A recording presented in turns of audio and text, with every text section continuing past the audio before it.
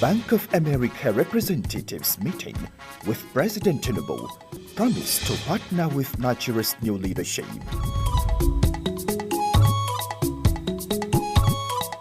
Leadership of FCTA laments high rates of vandalism and theft of gully inlets.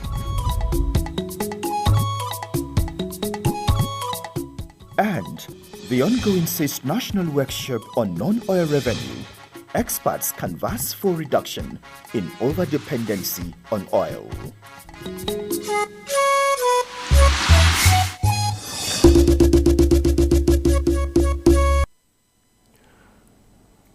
Good afternoon. This is the news at 1 from the Unity Station, Nta Channel 5, Abuja. I am Abdullah Hajia. Thanks for joining us. Well, we'll begin with news from the presidency. The Bank of America has joined in on the list of international organizations ready to partner with Nigeria under the new leadership. State House correspondent Musbah Wahab reports that that was the major outcome of the meeting of President Bola Tinubu with representatives of the bank at the State House. Economic matters were topmost on the schedule of President Tinubu for this day. And here are representatives of the second largest bank in the world, Bank of America, ready for partnership. The recent policy decisions of the current government, including forex and fuel subsidy removal, are the main attraction. We are excited with the new government and some of the early decisions that they've taken. So really we're looking to see how we can help, how we can partner up. We have a lot of global resources that we think we can help with the Nigerian economy. So we're excited about the initial direction of the government. For this, the government needs more assets in ready cash to energize the markets and the overall economy.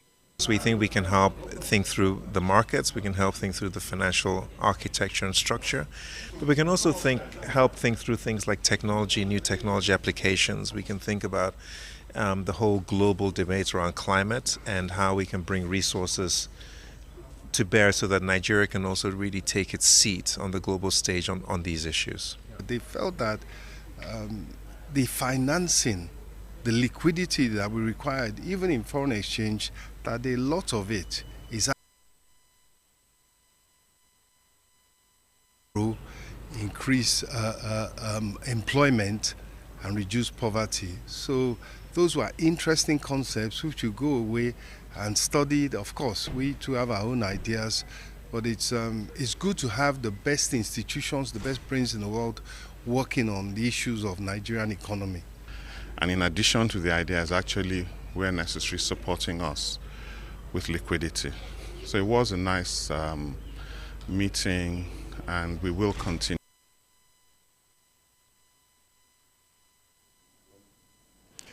The Permanent Secretary, Federal Capital Territory Administration, Olushade Adeshola, has decried the spate of vandalism and theft of gully inlets, manhole covers, and other flood containment infrastructure along Abuja City roads. The Permanent Secretary expressed this displeasure after the flood assessment tour of parts of the city. Onoze Yakobo tells us more. Expressing his displeasure over the vandalism of the expensive gully inlets and manhole covers that were recently replaced by the FCTA, the Permanent Secretary, Olushade Adeshola, says the ugly act has led to the suboptimal performance of the drainage systems and consequent flooding on some city roads. The manhole covers that were placed there, even on this particular road that we are, last year they were there, but now all of them had been removed. They were not removed by ghosts, they were removed by people. And this is Federal Capital City, where we have all the law enforcement agencies present. They want to beckon on every citizen and our law enforcement agencies to support the effort of FCT in protecting lives and properties through the provision of road infrastructure. He, however, solicits the support of FCT residents to report any unusual or suspicious observations to the relevant security agencies for prompt action in order to forestall the ugly situation. We have the number 112 where we can make emergency report. when something unusual is happening, report it so that our law enforcement agencies can be invited to deal with the situation. It will be contributing to making FCT flood free. He advised members of the public who dumped refuse into flood drains to desist from doing so. Onoze Yakubu, NTA News. The FCT Emergency Response Team on search and rescue operation at the Calfee Life Camp collapsed building says, although no life is reported left trapped in the rubble, but the operation will not close until it gets to the depths of the building. The team spoke to correspondent Nta Channel.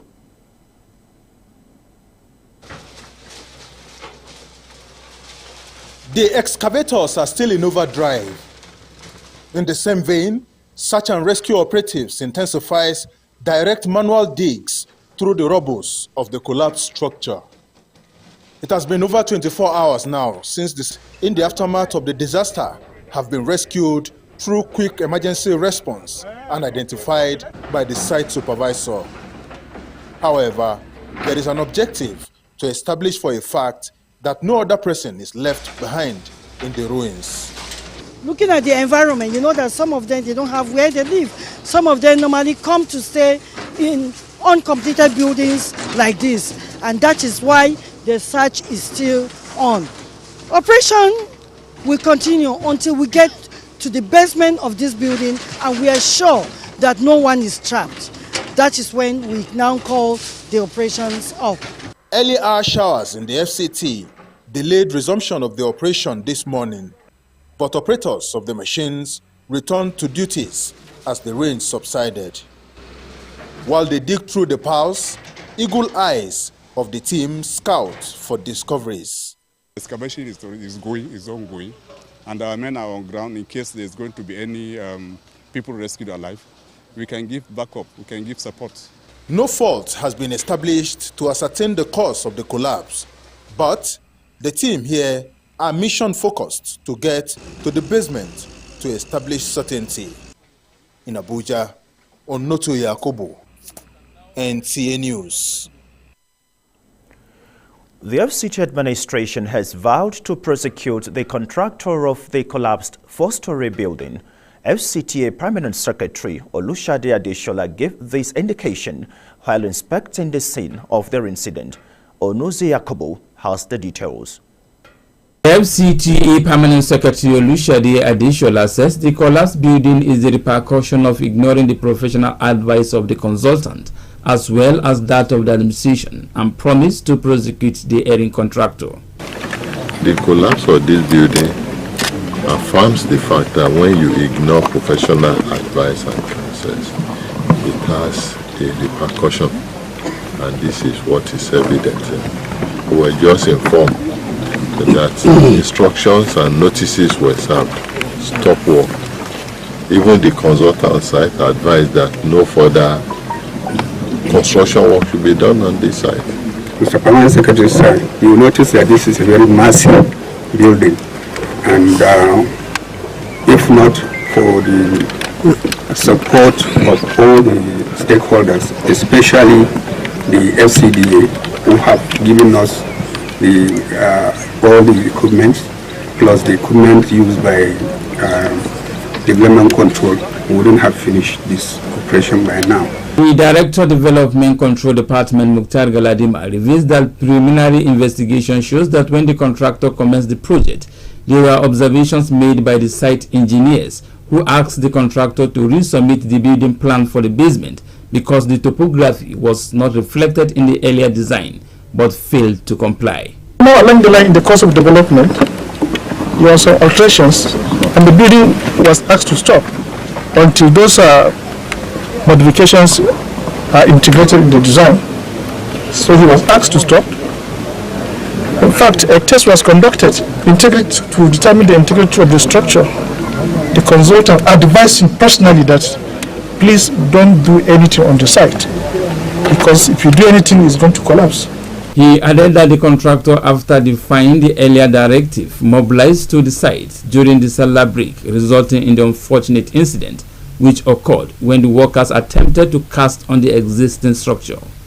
Onoze Yakubu, NT News. The Federal Capital Territory Administration has identified Trademore Estate as a disaster zone and is resolute on the planned demolition of the estate. Director Engineering Services, Federal Capital Development Authority, Ferdinand Obiera restated this in an exclusive interview with Shaibu Onoze. Flooding at Trademore Estate Lugbe has been a recurrent phenomenon, causing devastating effects on the residents of the area. Worried by the ugly development of the ongoing blame game, the city managers are resolute on their planned demolition of the estate, described as a danger zone. Is it not better to save lives than to save property? This is a recurrent decimal. And once in a while, you have this kind of flood coming, and it's becoming because of the of what is happening of global warming. The flooding all over the world is increasing. And the only way to save lives of the residents is to ask them to clear from the waterway. If you look at the Trademore itself, from the road as you're approaching to it, you notice that they are sitting on a floodplain completely. So they are, instead of playing with lives, the best is to clear it. FCDA Director of Engineering Services disclosed that contrary to the position of the occupants of the estate, a site lying on flood Kubu. And on the news, this and more in just a moment. The immediate cause of the latest queues in Abuja remains unknown. Conceived with the intent to ease the flow of traffic in the nation's capital. Whichever way it turns out, either to consolidate on the existing mandate or institute a new dispensation. Located within the Abuja Municipal Area Council, AMAC. How much do people know about ADR? Are charting a path to having more youth participate in governance. Action in over-dependency on oil. Correspondent Aisha Ubali is standing by to tell us what is happening at the venue right now. Aisha. Yes, many times there has been so much talk on. My name is Okay, I know you're one of the speakers at the event.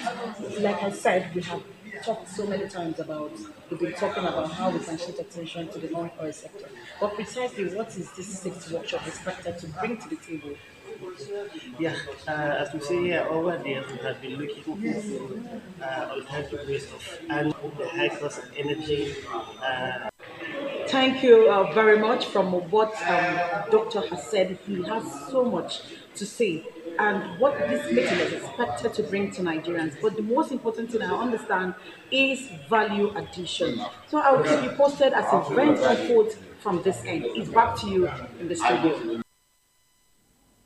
A frequent checking of health status seeking medical guide has been re-echoed by groups of health professionals. The event was organized by Ask Diagnostic Clinic and Al-Ain Clinic with a walk around town to raise health awareness. Rosemary Motalan Bilal has details.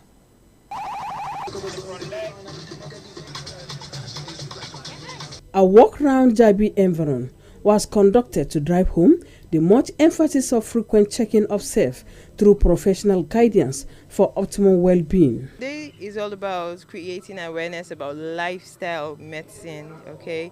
And lifestyle medicine is a branch of medicine that uses the pillars of lifestyle medicine, which includes sleep, diet, exercise. Message to everyone is that you don't have to be sick to come to the hospital. There's lifestyle medicine clinic that you can attend. Everybody knows we can do exercise. Exercise is good. But majority of us do not know that exercise is like a drug. Too much of it can also harm the system. We encourage individuals to know their body system, to identify their body system using some of the machines we have displayed there. With the introduction of new health machines to their facility, ICE Diagnostic and Hall L Clinic is partnering ICE Physiotherapy and Exercise Clinic to promote healthy living for all. Walk the talk, this walk, let's walk, all these initiatives we are trying to develop to spread proper health awareness among the public. When you take care of yourself, you spend less money on hospital bills. Also introducing our new machine, which is the body analyzer that helps you to analyze the fats in your body, your weight, and how to reduce it. It's a very good chance for me to go out to do the exercise, and I like this kind of program. Sensitization is also aimed at networking the medical professionals, re-echo the need for humans to stay healthy always and to not wait until they are sick. Rosemary Moltel and Bilal, NTA News. Talking security now, the menace of kidnapping is taking another dimension in the FCT as criminals target luxury cars amid concerns. Tessio Mary reports that this worrisome trend is a challenge to security agencies as they try to stay a step ahead. Gone in 60 Seconds is a famous Hollywood hit back in America, but this is Nigeria, and this highway is no racetrack. Yet, these daredevil drivers have made away with expensive automobiles. Findings show that insecurity is taking another dimension on residents of the Federal Capital Territory, Abuja, in recent times, with heightened incidents of kidnapping and car thefts, which were hitherto not rampant. But for the common crime of one chance, where victims are disposed of valuables often at gunpoint. However, exotic car theft is a new angle introduced which has left many tongues wagging, given the complex security architecture of the nation's capital, widely seen as fortified. These criminals come to car stand. After negotiation is either they issue a fake check or a fake alert, or some even come with fake currencies claiming they want to make purchase of car. So we have to be very, very vigilant. The latest happened at a car mart in the central area of Abuja. This is the reported crime scene where the suspect bolted away with a Mercedes. The guy had to run away with the vehicle at the filling station. We recovered the car on Tuesday morning. So the police called us and they sent us the pictures of the car and the chassis over to confirm if it's truly the vehicle. So unfortunately it is. The police on its part is leaving no stone unturned in unraveling this strange ordeal and ensuring crime and criminality is nipped in the bud. One's come to buy their car and he want to go for test. I think they should assign to. The vehicle has been recovered in Asaba, Delta State. We are very, very grateful to Almighty Allah and the police, Nigerian police. They have also turned up the heat on kidnappers who now attack homes and abduct victims in parts of town where some have relocated for fear of the unknown. In Abuja, Tessie Omeri, NTA News. Since no society is completely free of crime, it therefore entails that residents must live in the consciousness of the activities of unscrupulous elements to avoid falling victim of their schemes. These and more form parts of the discussion on the recent car theft incidents in the territory. Charity Zaka monitored NTA's Call the Police program and has the report. Present to discuss the issues on some matters of car theft and other prevalent crime in the territory, the Assistant Commissioner of Police Operations, FCT Police Command, Mode Magawata, enjoined car dealers and residents to be more alert to the tactics of car thefts. The tackling insecurity within the FCT is the priority of the current leadership of the police, led by CP Haruna Garba. Okay. So far, FCT has over 200 vehicles, positions at strategic locations. Magawata also spoke about the issue of insecurity in the city, noting that the FCT Police Command has placed men in patrol vehicles at strategic locations, which has helped to curtail the challenges of insecurity. He assured residents that all reported incidents will be looked promptly. Charity Zakka, NTA News. The High Court of FCT sitting in Kuje has adjourned further hearing in a civil matter filed against Premier Academy Lugbe and 3 other defendants on alleged abdication of duty of care to one of 8 students to 13th November 2023. Justice Chinyere Elewo gave the order at the resumed hearing of the suit filed against the school for negligence and care of a minor in its custody. Judiciary correspondent Miriam Emeka Amadi reports. Vivian Vihemga Abba, a civil servant, on 25th November 2022 filed a suit against Premier Academy Lube and 3 other defendants, Grace Salami, Olusegun Adesomi, and Chris Akinsowo, for negligence of duty and lack of care that led to the alleged rape, leading to the eventual death of our daughter, Karen Hapuch Abba. When the matter was called up for hearing, the defendants were not in court. The judge, Justice Chinyere Elewo, ordered for the cross-examination and hearing of the plaintiff, Vivian Abba. Examination in chief led by the plaintiff's counsel, Uzoma Aneto. She was asked if she would recognize the suit she filed and defendants by their names. She responded in the affirmative. In paragraph 35 of her witness statement of oath, she acknowledged the audio report containing the voice recording of a conversation she had with the Premier Academy matron, Grace Salami, the 3rd defendant, and one Olusegun Adesomi, when they visited the hospital where she was with her late daughter Karen on 21st June 2021. She equally adopted her witness statement on oath, urging the court to adopt it as her evidence. Abba pleaded with the court to look into the prayers for justice, as it has been 2 years of lamentation and heartbreak since the death of her only daughter, Karen. The plaintiff counsel tendered all the documents in evidence which the court admitted as exhibits in the suit. This matter has lingered for so long, and I remember on the last date of adjournment where she sat in court, she said if this matter doesn't go on, that she will likely strike it out. So it was obvious that today we just had to go on, and I'm glad we did go on. In the absence of the defense counsel in court, the registrar told the court that the defense counsel called that he will not be in court. Miriam Emeka Amadi, NTA News.